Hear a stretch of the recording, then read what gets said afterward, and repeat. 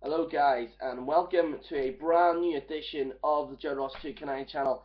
Guys, today we're going to be discussing WWE Payback 2013. We're going to go into massive detail here. I'm going to give you an overthrough match by match, and at the end I'll give my overview on the match, the basic overview. If you want an extended version of the overview, this is kind of a review without the matches. Please subscribe to Jerry Blog TV. The link will be below.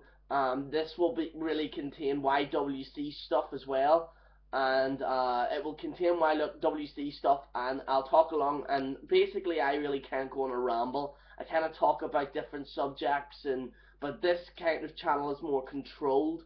It's more, based. But anyway, guys, I'm not really gonna talk about that now. We're gonna talk about WWE Payback. We're gonna get straight into it. Guys, all this is a fantastic pay-per-view.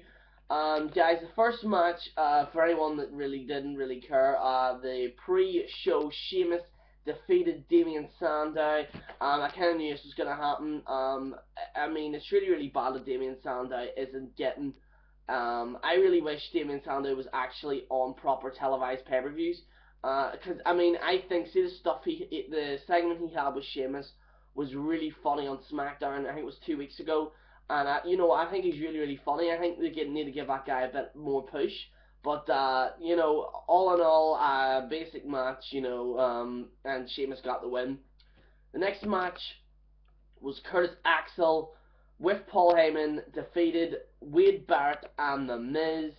This At the start of this match, I was a bit concerned because it started off really slow. But then eventually, it kind of, it broke in, and it was a fast-paced match. Um, Basically, what happened was, at the end, the Miz basically got Wade Barrett in a figure-4 lock. Wade didn't tap out. Then all of a sudden, Curtis Axel went in. 1, 2, 3, boom. Curtis Axel is your new Intercontinental Championship. I'm really glad, because they've built him up to a point where he had to win it, and if he didn't win it, then he would just look weak, and I think there would be it wouldn't really be much of a point having him there. But yeah, I mean, the Curtis Axel. I mean, I'm not a fully follower of him because I basically don't. I don't think he has it yet. I think he should have waited a little bit more. Maybe build him in the mid card, then build him up. But now they're just doing what they did with Ryback. He went in the Nexus and then boom, straight up to the top. But yeah, guys, I mean, I really I have to say this pay per view was pretty good, better than the fucking last one. I didn't even really watch that much of the last one. Basically, the next match that came on was AJ Lee with Biggie Langston, and she was against Caitlyn. And AJ is your new Divas champion. Guys, a lot of the things that you need to know about this is there was a lot of title changes, a lot of new champions in this pay per view, and it's very uncommon in a pay per view that's kind of what I call it the off season. The on season is really start Survivor Series, Royal Rumble, and they kind of build it right up to WrestleMania. It's very bizarre that they would do that, but maybe it's the kind of, I mean, I think, like I previously said, Vince wants to switch because Raw's ratings haven't been the best. I think that hence the reason why they brought CM Punk back. And also SmackDown was at the same rating as TNA last week. So Vince is kind of like, oh, I really can't have this now. So he kind of, he basically, basically a reshuffle. I think this pay per view was a reshuffle of different champions, and I think that's hence the reason why a lot of my predictions came true. Some of them didn't. Very surprising. Some of them, but anyway, we're gonna get into that in a second. AJ Lee defeated Caitlyn. This was a fantastic match. I have to say, I don't think I've looked forward to a Divas match in a long time, and this was a good match. This was a really good match. The ending was a bit shitty because you got fucking you get all the divas crying around him, which is crying, and I don't think that they should do that, because you know you should be having these women, you know, being strong and not vulnerable, and not a pack of Barbie dolls. You want them to actually compete against the knockouts. But AJ Lee is your new Divas champion. She did very well. I think both of these guys did very well in the match. I don't think I've ever seen a good Divas match in a long time. Not as good as the Knockouts match in Slammiversary, I must say, but this was a very good match. I think it's kind of a reaction to that match at Slammiversary. But yeah, I mean, I'm really glad AJ Lee's champion, because she should. I mean, to be pretty honest with you, she should have had it ages ago. The next match is Dean Ambrose against Kane. This match was, I think, just thrown in there to push Dean Ambrose. I knew Dean Ambrose was going to win. You couldn't have Kane winning that. A lot of people have been complaining about Dean Ambrose that he won. Fuck you, you know what I mean? Dean Ambrose will be World Heavyweight Champion one day. That's just going to happen. Dean Ambrose is, I've been a fan of his right back till to the NXT days, even before when he went into WWE. I was a big fan of his. But no, I'm really glad Dean Ambrose won. It was basically him and Kane, and Dean Ambrose for this match. Usually, whenever you've got a big guy and a wee, like a smaller, I wouldn't say Dean Ambrose is wee, like, but a smaller guy than the big guy, Kane would throw him about a bit. But there wasn't really much of that. Dean Ambrose was almost like kind of like what Daniel Bryan does, like a pit bull, constantly hard hitting him, knocking him to his ground, and really good grounded match. It wasn't the best match, I must say, probably not one of the best matches of Dean Ambrose. But what happened in the end was Kane walked down, and he basically Dean Ambrose used DDT, bounced his head clean off the floor, and Dean Ambrose won on a count out. So Dean Ambrose is still your United States champion. I'm really glad he kept the belt. I think he's gonna have that for quite some time, and obviously they're gonna still be pushing the Shield. I think they're gonna start kind of separating the Shield a bit. Not separating them, maybe kind of have them fight on their own on the SummerSlam. By the way, guys, I'll give you news as well on Money in the Bank at the end of this video, and also my reaction will be on that the Jerry Blog TV channel as well. The Alberto Del Rio, this match was probably the most annoying, but the most interesting. Alberto Del Rio against Dolph Ziggler. Now, what I mean by interesting is Alberto Del Rio is a face, Dolph Ziggler is a heel, but it was I don't think I've seen something like this in a while. I don't think I've ever seen that since CM Punk and John Cena. CM Punk's technically a heel, and things a face. John Cena was a face. I don't think I've seen anything to that extent. This was very close. Dolph Ziggler almost a face, and I'm not just saying that because the crowd was cheering him.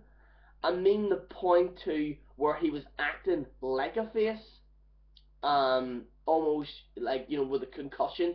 This match was really just to emphasize his concussion.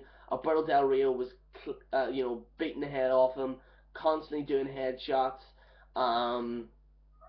There were some really wacky moves, to the head. Basically what happened was, I honestly thought Dolph Ziggler was going to win this. I was shocked. I don't think it's a good move, to be honest with you. I don't think Alberto Del Rio should have had the belt, to be honest with you. I think he's very irrelevant, even as a heel. But